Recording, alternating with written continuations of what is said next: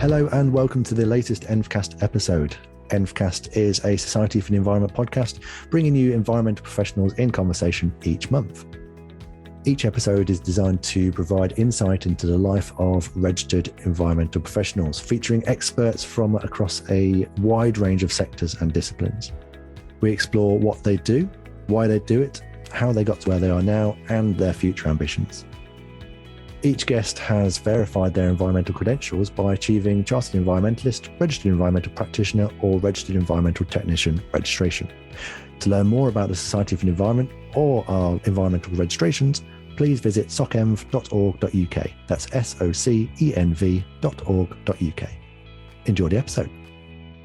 Hello, I'm Phil from the Society for the Environment and welcome to this month's EnvCast episode. As promised in the last episode, today I'm joined by an expert in climate finance, working as an ESG Analyst for Jupiter Asset Management. And I'm going to be quite open about my aim for today, which is to find out what climate and sustainable finance is, for a start, and how it can support our collective efforts towards a more sustainable future. But I should probably continue with the introduction first. In 2020, Divya Deepankar gained her Chartered Environmentalist registration via their full membership of the Institute of Environmental Management and Assessment, or IEMA for short. Divya, thank you very, very much for joining us on EnvCast today. Very glad to be here. It's very nice to have you. As always on EnvCast, to start proceedings, I'm going to hand over to our guest to give us a flavour of what they currently do in their job. So if it's okay, I'm going to hand straight over to you. Thanks, Phil. So let me just start by giving a very, very brief introduction. Once again, hi, I'm Divya Deepankar. I currently work as an ESG Analyst within, the asset management industry at Jupiter Asset Management. That said, my role is very focused on, the E, which is the environmental pillar of the generalist ESG analyst specialization. And I'm unofficially, one could say, very focused on the climate risk and the climate integration within the asset management, within the asset management sector, but more specifically working with our investment teams in-house. By background, I'm actually a civil engineer, I actually used to work in the construction and the infrastructure sector for about 8 years, and I've now been in the financial services sector for roughly 2 years, coming up to it very soon. So yeah, I'm sure there'll be lots to talk about that transition at some point. I think we might go into that in some detail at some point. That's good to know. I did see that on your experience on your LinkedIn profile. I must admit, that's as far as my research got, but it was certainly of interest. So your degree was in civil engineering, is that right? That's correct. Yeah. Okay. Now, you work in climate investment. So let's start from the very top, shall we? Climate and investment, or climate and finance, or sustainability and finance. What's the connection? How do those two connect? In my view, and I'm sure different climate finance professionals will give you but they will give you different versions of what it means to them and their role. But to me personally, what that means is, how do we strategically drive capital allocation so that we can manage the challenges that are going to come and that are already coming from the shift in temperature, which is what we call this climate change. Okay. That's a very useful introduction. Thank you very much for that. How do you decide where is suitable for the investment to go? I'll take a step back and limit it to what I do, because that's a very, very big question, which is, how do you do it, right? And different financial institutions, depending on whether they sit in the private sector or the public sector, or in which specific segment of the financial services industry, would have slightly differing answers to it. So taking a step back, I work for Jupiter Asset Management, which is an institutional asset management firm. And what that means, just again, for the audience on a day-to-day basis, is that we are managing the financial assets. And by that, I mean the cash or the money of our clients. And we're investing them to grow the long-term value. Now, at Jupiter, and similarly at, some asset management firms, we would have a suite of financial products And these financial products are called investment portfolios.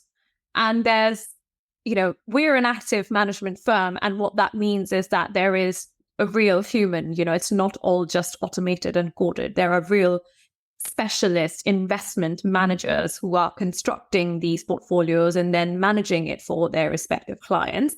And any portfolio consists of different asset classes, and asset classes are just, different pools where you could invest your money. And these could be equities, these could be debt, these could be cash or cash equivalents, these could be commodities.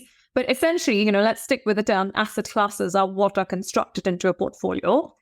And our investment experts put the client's money or invest the client's money into Jupiter's financial products.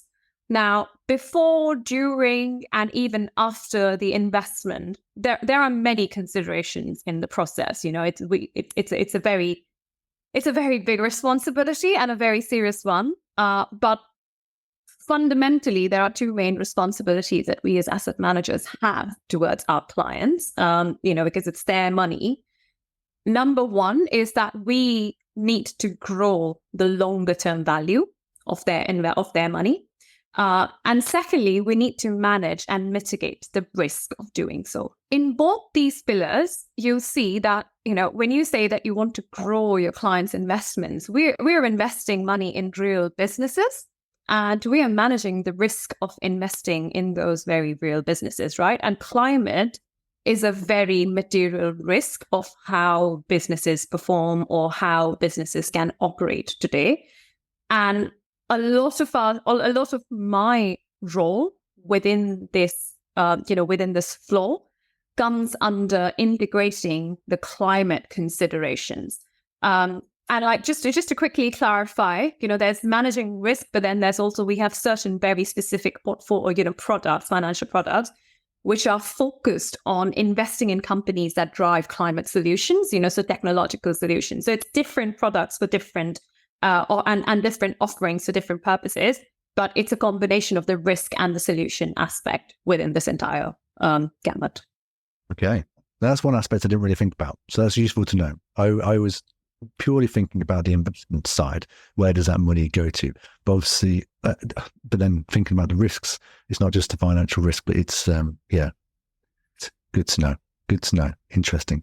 Now you've mentioned about your clients. And you obviously don't need to go into the specifics here, but what kind of, whose money are you working with? Are we talking about individuals or businesses or governments, and where does it generally go? I mean, that's a big question as well, but. So when we say clients, we are talking about massive institutional investors. We're also talking about retail investors, so some of our financial products are listed or are available for you and I to just go and put some of our money into it, right? So individuals can access a lot of the financial products as well. Pension funds are also, very big institutional investors in the world of asset management typically. And where does that money go? I mean, essentially the trail is large investors or individual investors, possibly even governments own pension funds. And I'm not being specific to who Jupiter's clients are, but that's the asset management world. These are all people with huge pools of money managing it for someone else and trusting us as investment experts to guide them on how to invest this money. And it goes into these financial products. So essentially that is, I'm not sure how to really say that, but it's sitting in that financial product, for us to manage and for clients to say how much risk or how much, what they expect out of that money. But it sits in that one product essentially and grows over time. But that money, just to clarify, I guess the main question that you're asking is, so we typically invest in what is the secondary market. And what I mean by secondary market is the stock exchange. So essentially companies like, a random example, but like London Stock Exchange is where a lot of the companies in the UK would primarily list, right? So if you want to invest in Tesco, be a shareholder in Tesco, or let's say if you want to invest in, in a Sainsbury, so anything that is a retail, that is a company that's listed on the stock exchange is available or can be available as a part of the product portfolio. If that makes sense. So yeah, that's the chain that's traveling. Okay. And which part of the chain or the decision making and so on falls on your shoulders in your role as an ESG advisor? So I worked very, very closely with our investment experts. The final decision on where the money gets allocated or how the investment portfolio gets constructed, so which asset classes, which companies would form part of that portfolio, rests and sits with the investment managers. We actually consider it as a very big strength that we're very investment manager led. We trust their expertise. We trust them to make the right decisions for their clients. And I sit and work very closely with them, informing their investment thesis, pre, during, and also maybe post-investment. So it's very much in the research segment of giving the investment teams the relevant information that they would need to factor in when they're managing and monitoring their portfolios.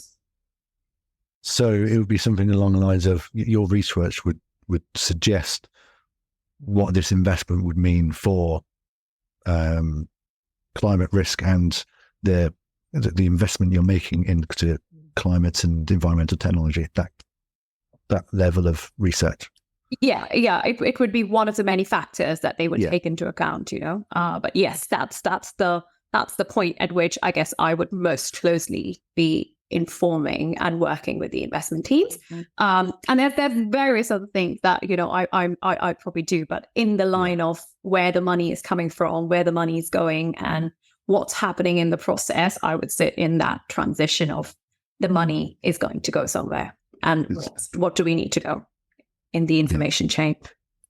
Yeah, I don't think we'd be able to fit all of your particular roles into one podcast. We'd have to split that up, I think. But really good to know. Thank you for that. I saw a term used by yourself, and you said you were passionate about it, which is net zero financed emissions. And I wondered what that was, how it fitted into your work, and why are you so passionate about it? So there's actually three questions that you've asked on that, right? Sorry. One is what is net zero financed emissions? Correct. And why am I passionate about it? Two questions, but I'm counting net zero and financed emissions as two questions separately. Let me first just maybe start with the technical term, net zero financed emissions, and then I can come back to, why do I care about it, right? So first things first, and sorry, I'm really, let me know if this is too much detail, and I'm happy to, draw back on the volume, but I guess just starting with the fundamentals, what is net zero, right? In absolute simple terms, whatever activity we do, any, and when I say we, I mean everybody and anybody individually, right? Businesses, corporations, governments, anyone. There is a certain amount of greenhouse gas emissions that are therefore being produced, and they're being emitted globally. That's a key word there. And then there is the balance of, okay, how much is going into the atmosphere and how much is being removed from the atmosphere? And that balance is what, the net zero term really takes, which is as long as what's going into the atmosphere is also being removed from it, that's the sweet spot we want to get to within a lot of certain technical climate footprint limits. This can be achieved by various methods, okay? And finance is one of the big leverage that is needed anyway, irrespective of what method you choose to put your time and energy and money in.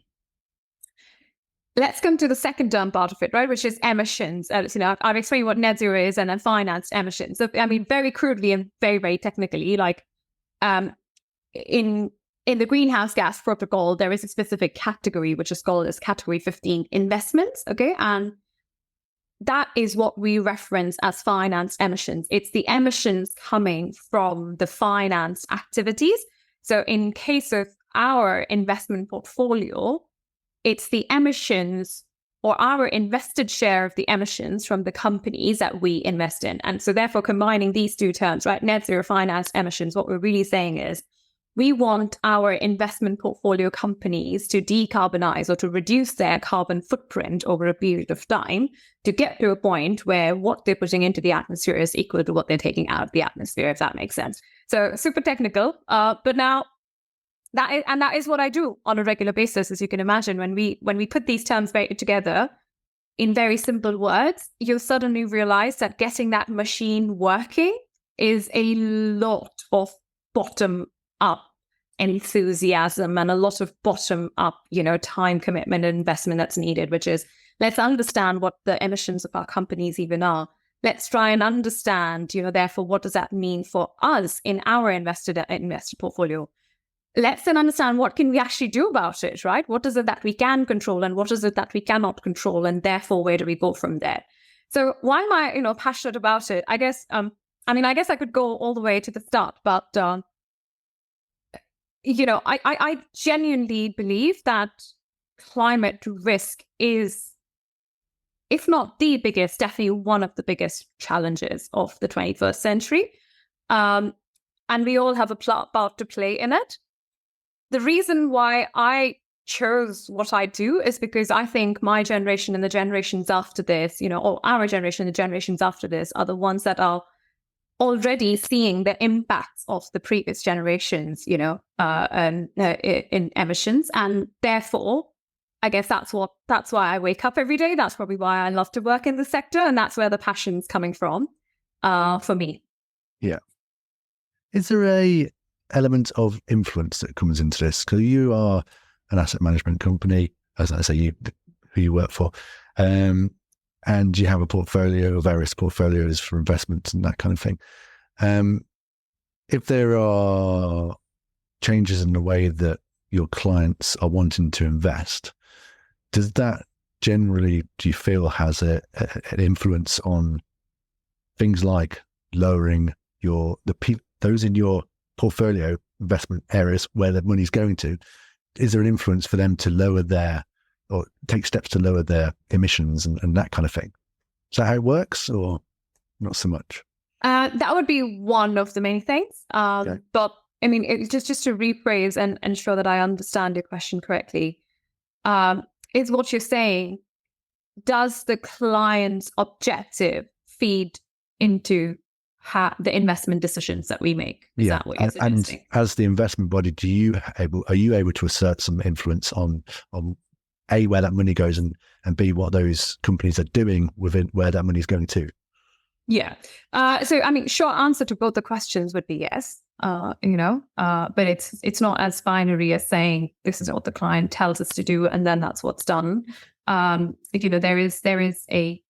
is a thread of, we understand what their expectations are, and our job is to meet their expectations. But our job is also to ensure that it aligns with what the fundamental investment strategy is. Long story short, yes, there are many factors that go into this decision pillar of which company do we finally allocate and what proportion would we allocate into the portfolio. And amongst the many considerations, the goals of the client is probably the most important when advising them whether, to be invested in a specific portfolio. But for an investment manager, the crux of what the strategy entails and what the strategy is trying to do is what's most important. And yes, climate is a consideration that's taken to varying degrees in different strategies. Yeah. And as a chartered environmentalist, I guess any kind of leverage to improve where that money goes to in terms of improving it from a climate perspective must be a big win for you, I suppose. It is. I think if I just take it to a slight tangent, right? Mm-hmm. We invest in, if I just park that capital allocation, is probably the biggest thing that we can do, ultimately. There are two much bigger leverages that we, that we take on in the role as asset managers.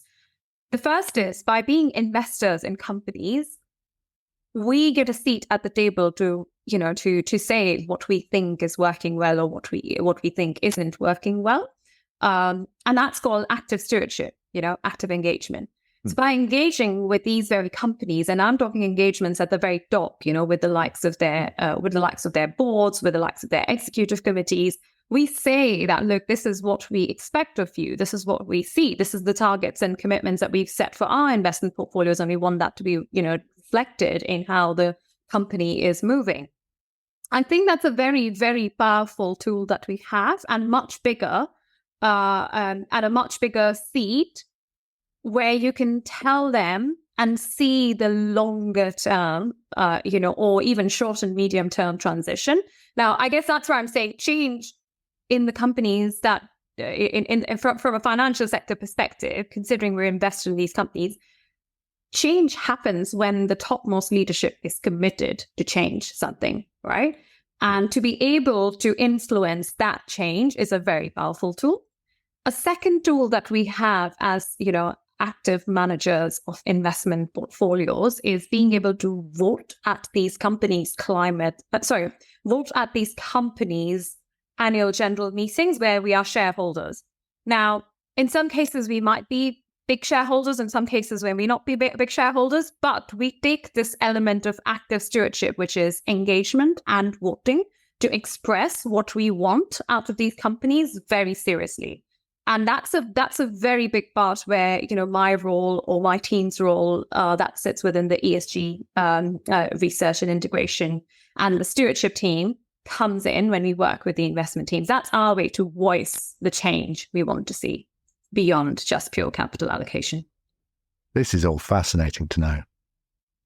I like it. Good. And what you just said there at the end there, in terms of having a seat at the table, that's something we're very keen on, more chartered environmentalists, specifically because of who we are, working at those levels and being able to influence at those levels to make decisions that can have a huge influence on where things like money goes and all of us sorts of different things that come with managing a business.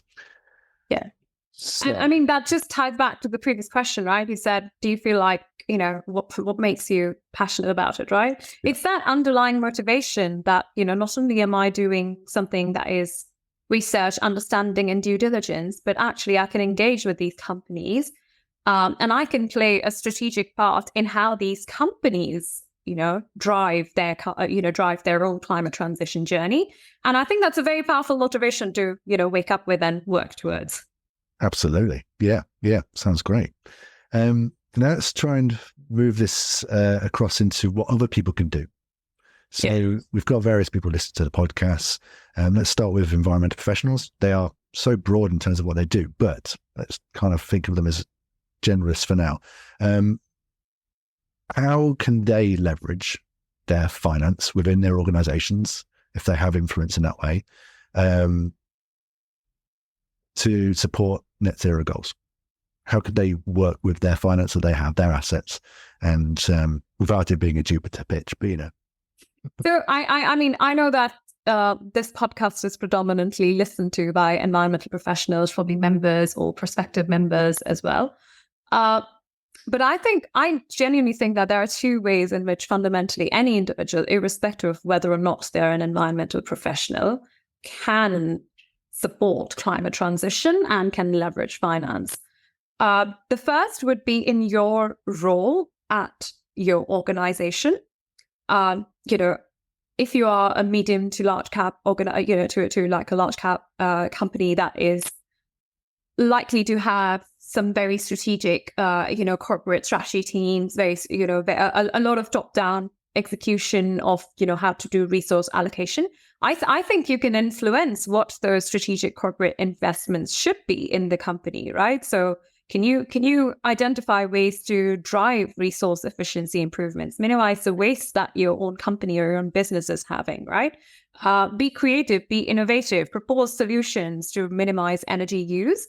And I guess more importantly, on a corporate level, think about carbon emissions as a KPI with the bounds when you think about the cost of doing business, And I think that's something anybody, irrespective of whether or not they're an environmental professional, with a little bit of understanding can do, and leave the execution to the environmental specialist in that business.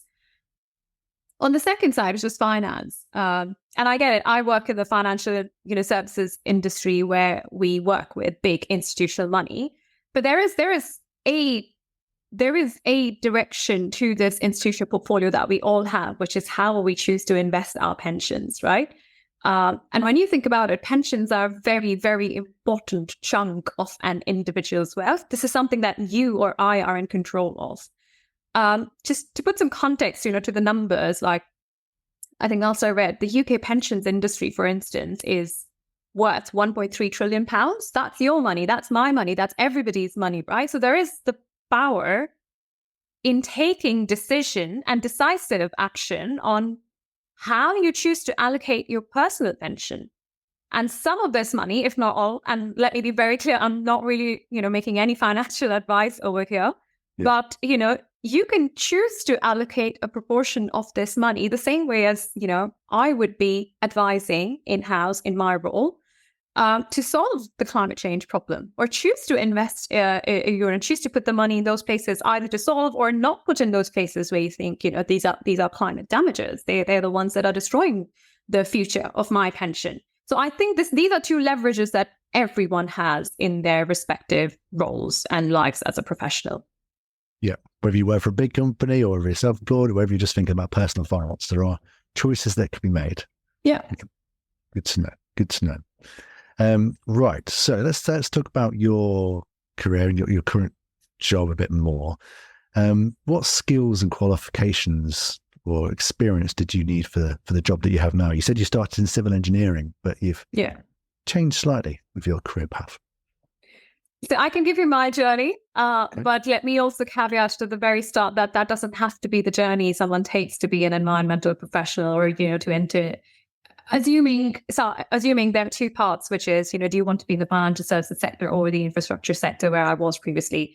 So my journey very quickly is that I studied civil engineering. I did a bachelor's in civil engineering with a major in environmental engineering, and I grew up in India. I moved to the UK to pursue a master's in environmental change and management. That was at the University of Oxford back in 2014. Feels like a long time ago now. And I think it was the combination of, these 5 years of degree that set me up to work, and with all of the technical skills or the technical capabilities I needed to transition and start working into the construction and the infrastructure sector. So I've worked in the construction infrastructure sector for about 7 years in various roles. But my last role before transitioning to the financial services sector was actually at Atkins, SNC-Lavalin, where I was working as a senior sustainability consultant within their environmental practice. And I think that was like that experience of 7 years of being into the core industry set me up really strongly to understand the real world application of these theoretical concepts. What does it mean to have a climate resilient city? What does it really mean when you're thinking about infrastructure life cycles like airports or highways, anywhere from 25 years to 125 years, right? How do you think about these risks that are going to come so far in the future against a backdrop of ever-changing weather patterns? Roughly 2 years ago is when I transitioned into the financial services industry. And I work as a climate investment, climate specialist within the investment management world. And I guess the key thread or interest to most people is how did that transition happen, which I'm more than happy to, go into further detail. But to answer, like, what are the skills that you really need, right? I would say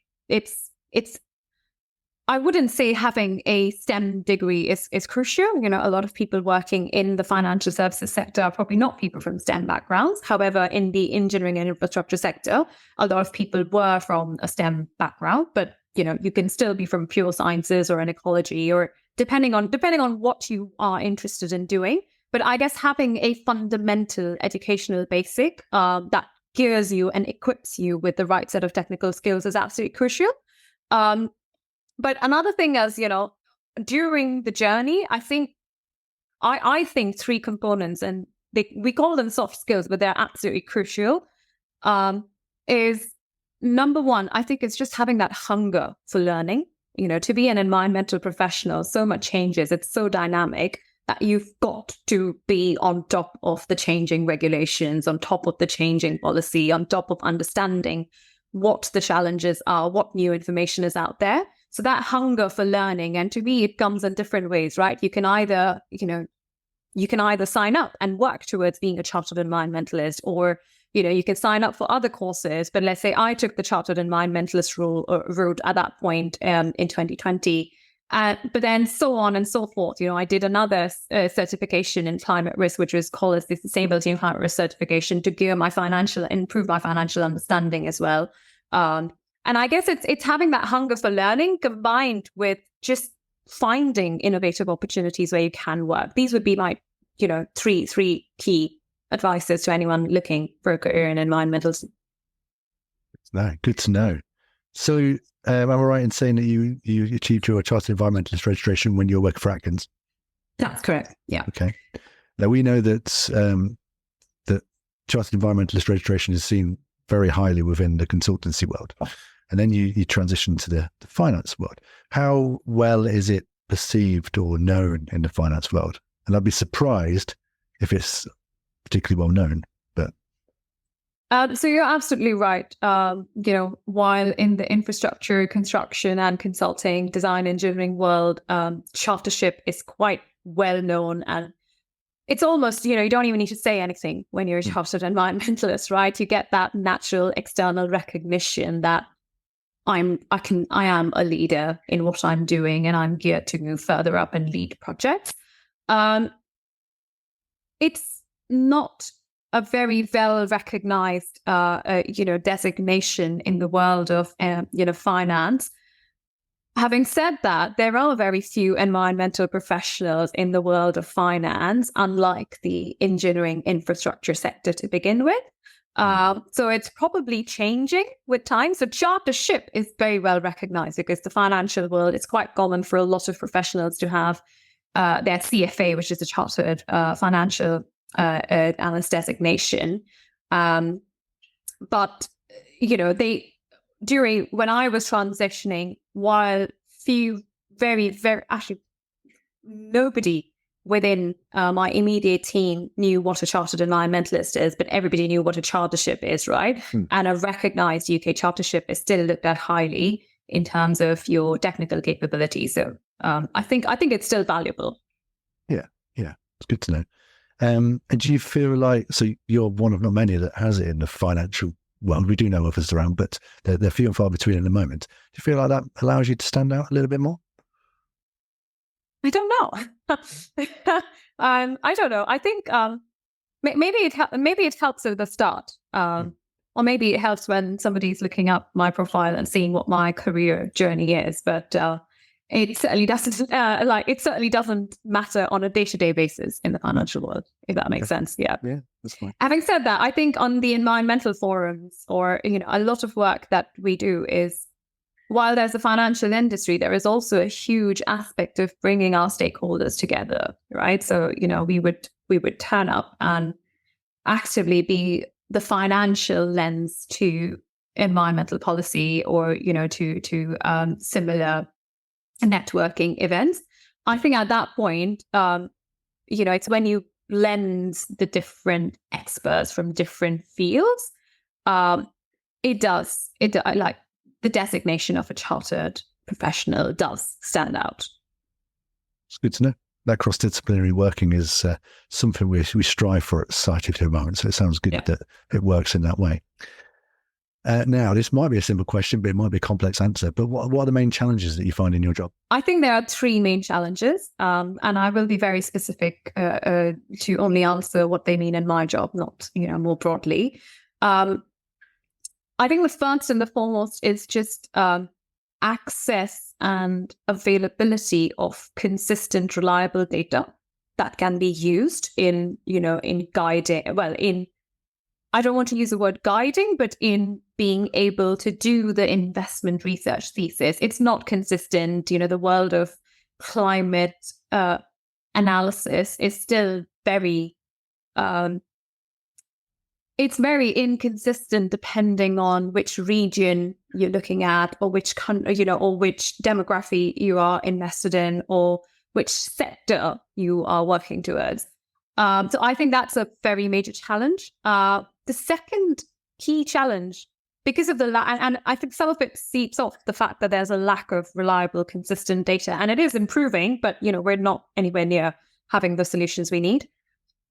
It's greenwashing, because if you can't explain what has been done and why it has been done in a way that's consistently well understood everywhere, then there is a huge risk. So I would say that's a big challenge in terms of ensuring that things are documented well, the consistency of the thought process is well understood. And these are longer term investments that we are making, right? So at every stage, we have to think like the regulator, which is if the regulator asks me, tell me why you said this was a good proposition, do I have everything that's needed? So like the risk of greenwashing is a very big challenge, and having the answer, because we're doing all the right things, or we're trying to at least, but are we also still documenting them correctly?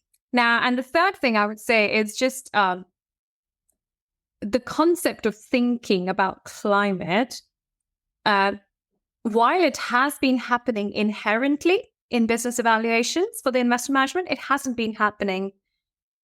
Nobody has thought about it to go, oh, okay, this is what I mean when I say climate integration, right? So that's a very big cultural shift in the investment world, where it's a separate subject, it's a separate topic that needs attention. So I would say these are the three key challenges in my day-to-day role. They're challenges, but they're also what make it, very exciting at the same time, because solving those challenges is half the fun. I was just thinking, I wondered, because my next question is about what's the favorite part of your job, and I wondered whether one of those challenges might be featured in there. But what would be the favorite part of your job? And I think the absolute favorite part of my job really is it's the two steps, and one feeds into the other, which is fundamental bottom-up company ESG analysis. And that's a lot of reading, that's a lot of finding information, that's a lot of looking for information that isn't written down but maybe implicitly applies. So I think it's that academic brain. As soon as that gets triggered, and it gets triggered quite a lot in my role, I think that's the bit I really enjoy.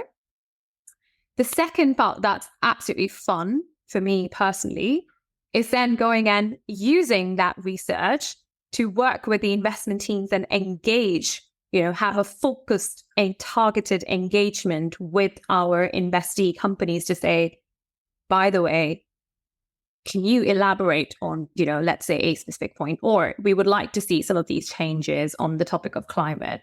And I think it's when, it's still early days for me to successfully say that, I've done the research and I have engaged with a company, and hey, by the way, the big changes happen, because 20 months is a relatively short cycle for a company to change at the top down level. But it's when I can add that third layer very concretely and have many examples of it. I think that's when I would say, I've completed the full cycle of the favorite parts of my job. Well, one of your favorite parts of your job is very similar to mine. So being an engagement manager, that engagement you can have with the various different stakeholders that you work with can be a lot of fun sometimes. And challenging as well sometimes, I liked that you mentioned that your academic brain gets switched on during some of that. I wondered whether your engineering side of your brain might do as well, which might be seen as relatively similar, I suppose. But a lot of work on a day-to-day basis. I think engineering really put me quite strongly to do the job that I do today, which is, that technical mindset, that analytical mindset, looking for information, looking for data, being very data-driven, being very dispassionate about the problem you're solving, because that helps you zoom out and look at the problem and find the problem that actually needs solving, rather than the one that you want to solve because it's exciting to you. Critical analysis to a great degree. I think all of these were skills that, my engineering degree, but then the application of that engineering degree with the environmental management skills over a period of 7 years have been instilled. They're almost second nature. And I think that's a very, very transferable skill to any industry, but definitely very transferable and important in the financial services industry. Absolutely. Now, we've mentioned a few times that you've gained your Chartered Environmentalist in 2020. What does being a Chartered Environmentalist mean to you? I think so I actually gained it in 2020 in the first lockdown. So that's when I was sitting on my desk and working and preparing towards my chartership. And I personally remember it very fondly. But since then, I think it's meant two things for me. While I was still working at Atkins in the infrastructure sector, as I've already said, it was an instant external recognition that I was already leading and the chartership helps.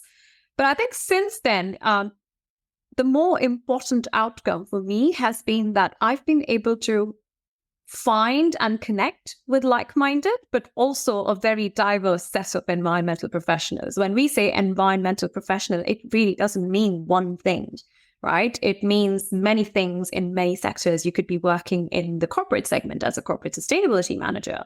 You could be an ecologist, or, you could be a sustainability expert working on a design project in the infrastructure segment. You could be a climate finance professional like me, moving from infrastructure. So I think it's that pool of like-minded charter professionals and fellow members that I've since been able to identify, recognize, connect with. That's been the most valuable to me, ultimately. Okay, that's good to know. Something we're very keen on at the Society of the Environment at the moment is to develop new ways in which we can bring chartered environmentalist RFPs and RFTechs together more for a start, for networking possibilities, but also to make more of a difference in terms of their work and learning and knowledge sharing and that kind of thing. So hopefully we can do that to support one of the things that you find as a really real positive. So that's really good to know. Now, what would you say to other people thinking about a career in the environment? Again, quite broad, but that is quite a good question and a very broad question. I think the first thing for me would be that to be a good environmental professional, irrespective of which segment of the profession you go in, genuinely having a passion for the role and for the progression of the role that you're working in is quite crucial. I think the second thing that I would say, considering they're so diverse and there is no one definition of what an environmental career is, it's important to, as early as possible. I mean, I became a grad IEMA much before I actually achieved my chartership, right? So I guess to get onto platforms and to get onto networking connection groups such as the IEMA, become members in some form to start understanding. And, people who are somewhere between 2 or 3 years all the way to maybe 10, 15 years senior to you in their career will be able to give you a huge set of information on what are the different career paths. And actually, I would then say, thirdly, is make sure that, you have a lot of curiosity, but you also actually act on that curiosity on a regular basis. It's great to have good ideas or to think about things you can do on a project, but to not be able to implement them doesn't really take you anywhere.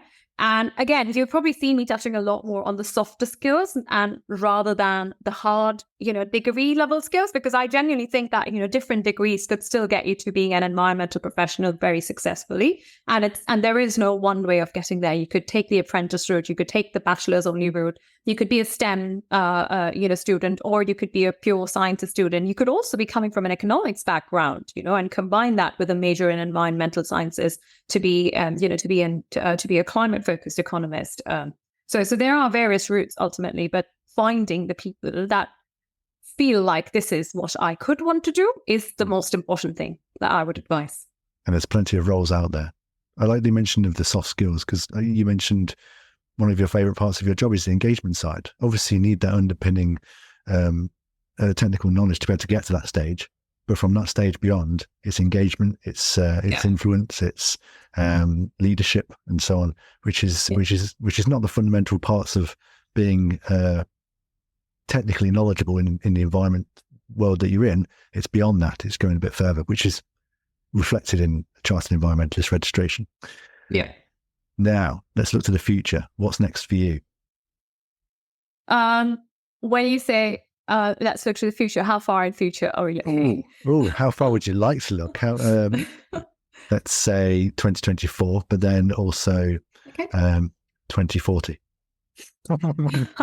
Well, okay. And 2040 seems very far, right? But most of our climate goals are probably going to start bearing fruits in between 2030 and 2040. This is decade of action, and the next decade is going to be the decade of seeing the outputs and the results.